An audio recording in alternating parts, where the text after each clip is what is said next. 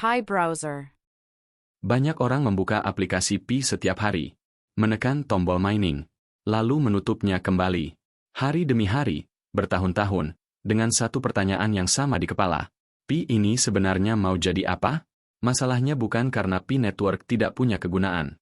Masalahnya karena sebagian besar orang berhenti di tempat yang salah. Mining bukan tujuan. Mining hanyalah pintu masuk.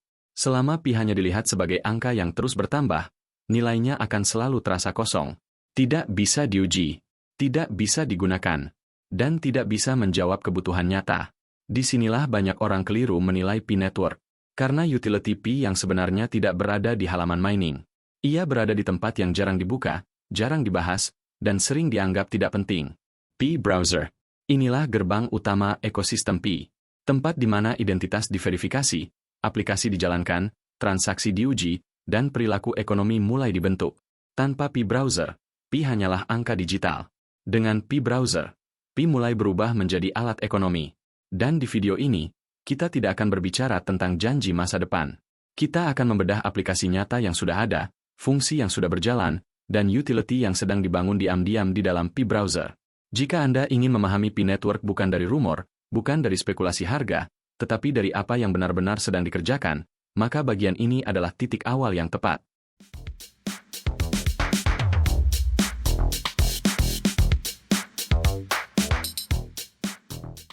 Apa itu Pi Browser? Untuk memahami peran Pi Browser, kita perlu mengubah cara pandang terlebih dahulu. Pi Browser bukan dibuat untuk bersaing dengan browser umum. Ia tidak dirancang untuk menjelajah internet secara bebas, dan memang tidak ditujukan untuk itu. Pi Browser adalah platform aplikasi resmi milik Pi Network, sebuah lingkungan khusus yang disiapkan untuk menjalankan seluruh fungsi inti ekosistem Pi. Semua aktivitas penting Pi bertemu di satu tempat ini. Verifikasi identitas melalui KYC dilakukan di Pi Browser. Akses ke Pi Wallet juga terjadi di Pi Browser. Dan seluruh aplikasi yang membentuk ekosistem Pi, baik yang dikembangkan oleh tim inti maupun komunitas, dijalankan melalui Pi Browser. Ini menunjukkan satu hal penting. Pi Network tidak membangun fitur-fitur ini secara terpisah. Semuanya sengaja dikonsolidasikan ke dalam satu sistem yang terkontrol dan terintegrasi. Dalam konteks Web 3, Pi Browser berfungsi sebagai kontainer, tempat di mana identitas pengguna, kepemilikan aset, dan aplikasi terdesentralisasi bisa berinteraksi tanpa memerlukan pemahaman teknis yang rumit. Inilah pendekatan yang membedakan Pi dari banyak proyek blockchain lain. Alih-alih memaksa pengguna memahami wallet eksternal, ekstensi, atau jaringan yang kompleks, Pi menyederhanakan seluruh pengalaman ke dalam satu pintu masuk. Dan ini poin yang sangat penting untuk dipahami sejak sekarang. Ketika Open Mainnet DEX nantinya berjalan, fungsi-fungsi ini tidak akan berpindah ke tempat lain.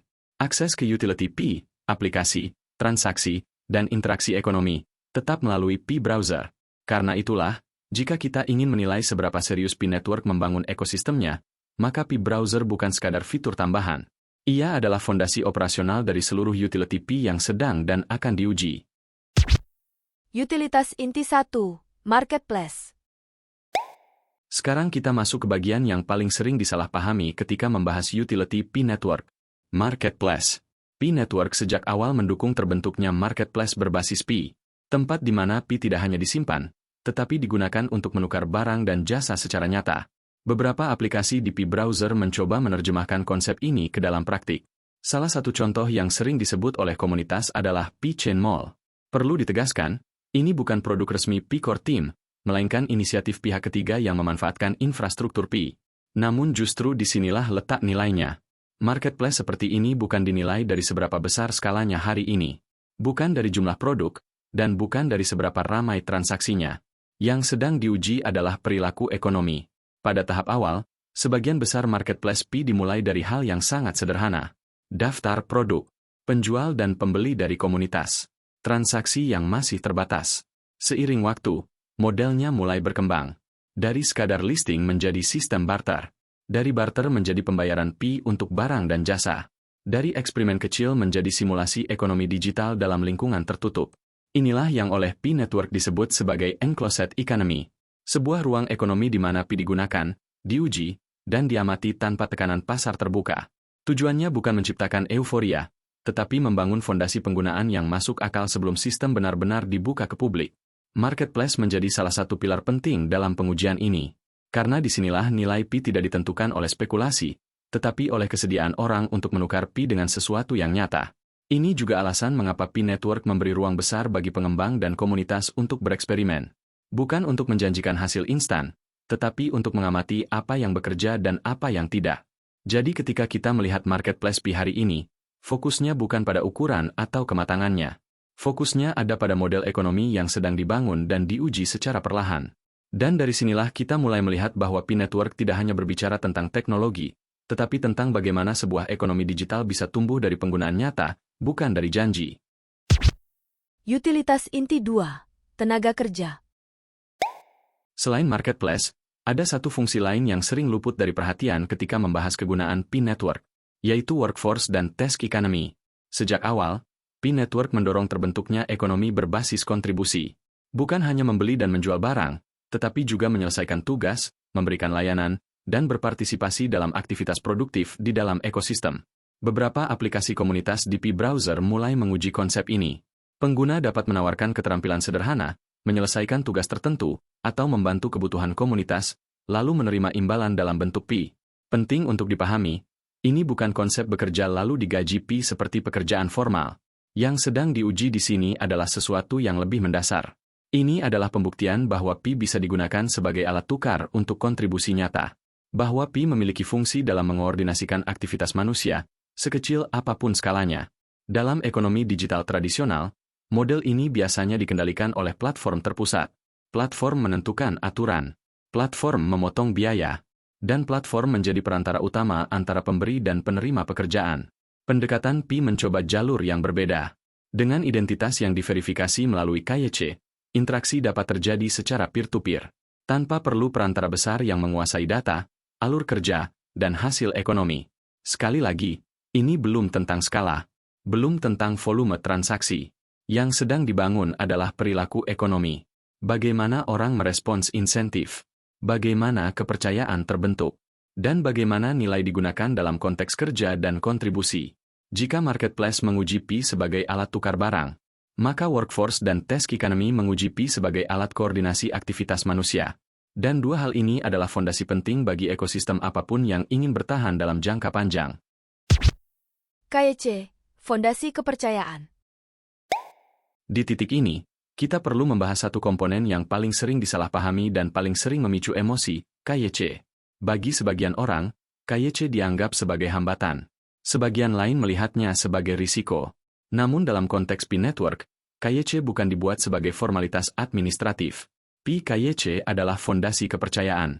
Proses KYC Pi terintegrasi langsung di Pi Browser, bukan melalui pihak luar.